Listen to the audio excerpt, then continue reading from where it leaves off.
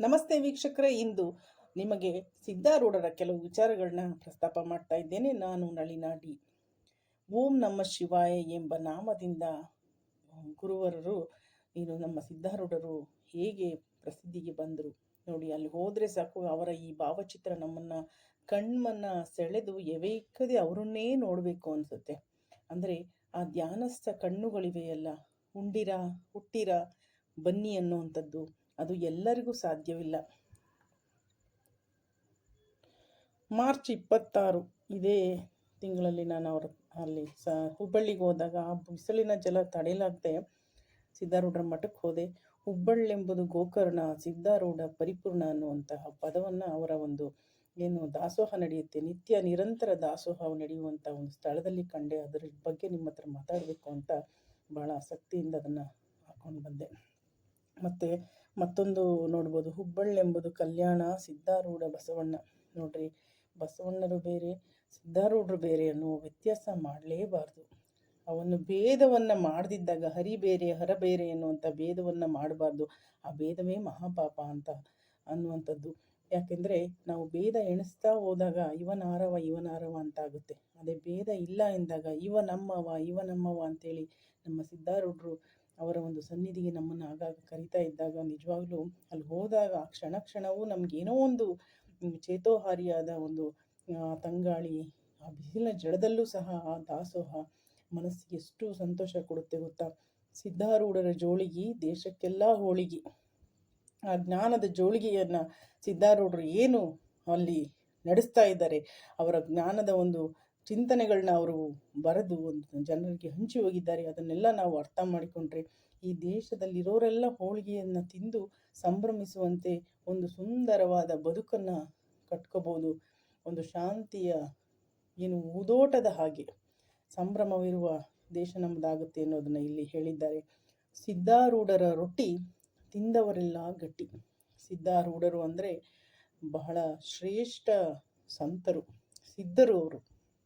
ಅವರು ನೀಡಿರುವಂತಹ ಜ್ಞಾನದ ರೊಟ್ಟಿಯನ್ನು ನಾವು ಸಮರ್ಥವಾಗಿ ಅರಗಿಸ್ಕೊಂಡ್ರೆ, ತಿಂದರೆ ನಿಜವಾಗ್ಲೂ ನಮ್ಮನ್ನು ಜ್ಞಾನದಲ್ಲಿ ಆಗಲಿ ಈ ಲೌಕಿಕ ಜಗತ್ತಿನಲ್ಲೇ ಆಗಲಿ ಯಾರೂ ಸಹ ನಮ್ಮನ್ನು ಮುಟ್ಟಾಡ್ರು ಮಾಡಲಿಕ್ಕೆ ಸಾಧ್ಯ ಇಲ್ಲ. ಅಷ್ಟು ಗಟ್ಟಿಯನ್ನಾಗಿ ನಮ್ಮ ಸಿದ್ಧಾರೂಢರ ಜ್ಞಾನ ನಮ್ಮನ್ನು ನಡೆಸುತ್ತೆ ಅನ್ನುವಂಥ ವಿಚಾರವನ್ನು ಇಲ್ಲಿ ಮನದಟ್ಟು ಮಾಡ್ಕೊಳ್ಬೋದು. ಮತ್ತು ಸಿದ್ಧಾರೂಢರ ಸಾರು ಉಂಡವರೆಲ್ಲ ಪಾರು. ಈ ಜಗದ ಮಾಯೆ ಏನಿದೆ, ಹುಟ್ಟು ಸಾವಿನ ಮಾಯೆ, ಇದರಿಂದ ಪಾರು ಮಾಡ್ತಾರೆ ಅವರು ಅನ್ನುವಂಥ ವಿಚಾರ. ಸಿದ್ಧಾರೂಢರ ಸಾರು ಅಂತಂದರೆ ಇಲ್ಲಿ ನಾವು ಅನ್ನದ ಜೊತೆಗೆ ಕಲಿಸ್ಕೊಂಡು ಊಟ ಮಾಡುವಂಥ ಸಾರು ಅಂತ ಅಂದ್ಕೊಳ್ಬಾರ್ದು. ಇದರ ಗೂಢಾರ್ಥ, ಸೂಕ್ಷ್ಮಾರ್ಥ ಏನು ಅಂತಂದರೆ, ಸಿದ್ಧಾರೂಢರ ಜ್ಞಾನಾಮೃತ ಏನಿದೆ, ಆ ಜ್ಞಾನಾಮೃತವನ್ನು ನಾವು ಊಟ ಮಾಡಿದರೆ, ಅದನ್ನು ಸ್ವೀಕಾರ ಮಾಡಿದರೆ, ಆತ್ಮ ಪ್ರಜ್ಞೆಯಿಂದ ಬದುಕಿದರೆ, ಆಗ ನಾವು ತಿಂದವರೆಲ್ಲ ನಾವು ಅದನ್ನು ಸ್ವೀಕರಿಸಿದಂಥ ಎಲ್ಲ ಜೀವಾತ್ಮರು ಏನಿದ್ದೀವಿ, ಈ ಒಂದು ಜಗತ್ತಿನಿಂದ ಪಾರಾಗಿ ಮುಕ್ತಿನಾಥನ ಸೇರ್ತೀವಿ ಅಂತ. ಗುರುನಾಥಾರೂಢ ಸದ್ಗುರು ತಂದೆ ಉದ್ಧಾರಾದೆವು ನಿಮ್ಮಿಂದ. ಗುರುನಾಥಾರೂಢರು ಸದ್ಗುರುಗಳು, ಶ್ರೀ ಸಿದ್ಧಾರೂಢರ ಪಟ್ಟ ಶಿಷ್ಯರು. ಅವರ ಜೊತೆಗೆ ಹಲವಾರು ಫೋಟೋಗಳನ್ನು ನಾನು ನೋಡಿದೆ. ಬಹಳ ಅವರದ್ದೇ ವಿಚಾರಗಳನ್ನ ಅವರು ನಂಬಿ ನಡೆಸಿ ಈ ಒಂದು ಮಠವನ್ನು ನಡೆಸ್ಕೊಂಡು ಬಂದಿದ್ದಾರೆ.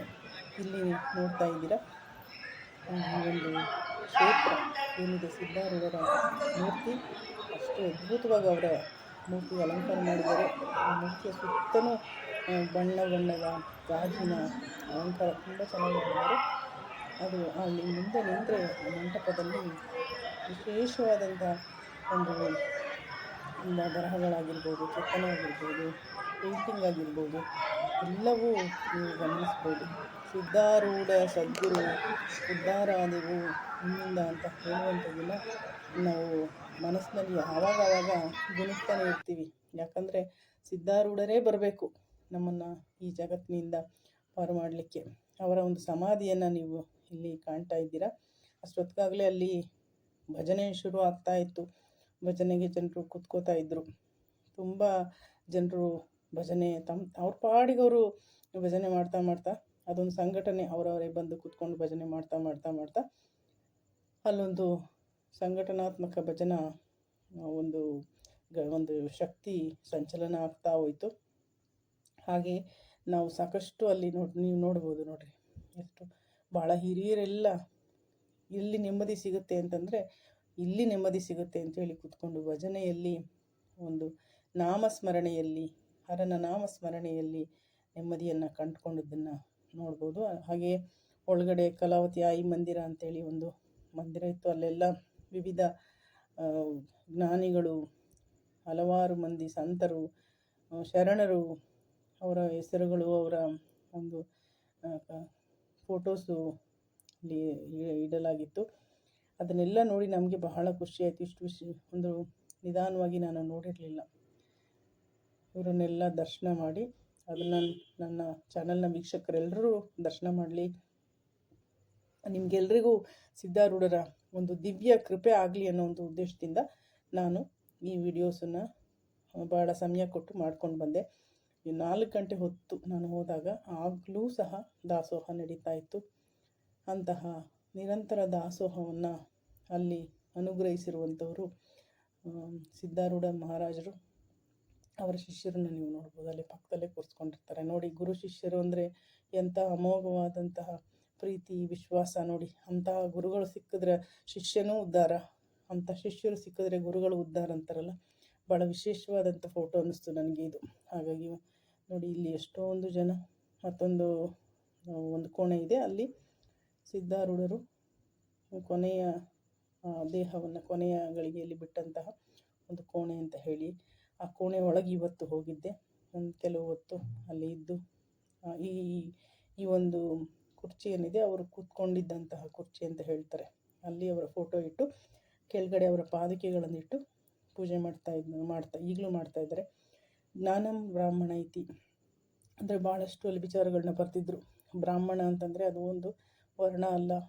ಬ್ರಾಹ್ಮಣ ಅಂತ ಹೇಳಿದ್ರೆ ಎಲ್ಲ ಪ್ರಾಣಿಗಳು ಹಂಗಾದ್ರೆ ಬ್ರಾಹ್ಮಣನೇ ಆಗಬೇಕು.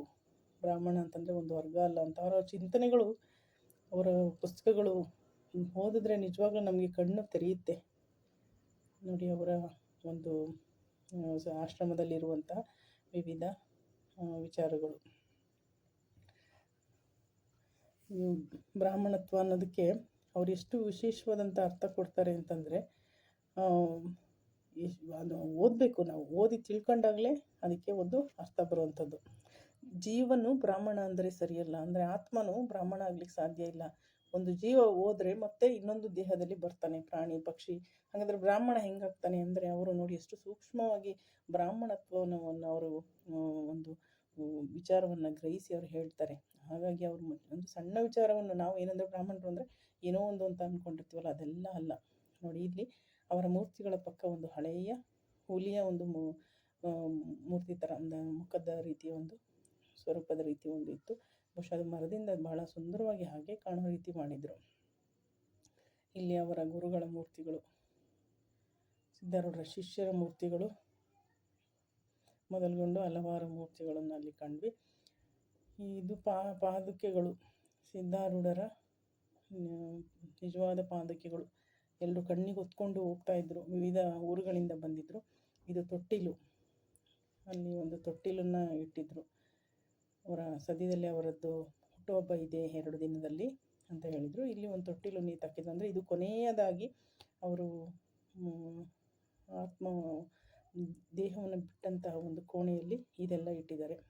ಇಲ್ಲಿ ಅವರ ಚಿಂತನೆ, ಬ್ರಹ್ಮಜ್ಞಾನಿ ಯಾರು ಅಂದರೆ ಬ್ರಾಹ್ಮಣ ಯಾರು ಅಂತಂದರೆ ಅದ್ರ ಬಗ್ಗೆ ಭಾಳಷ್ಟು ವಿಚಾರಗಳನ್ನ ಅವರು ಹೇಳ್ತಾರೆ.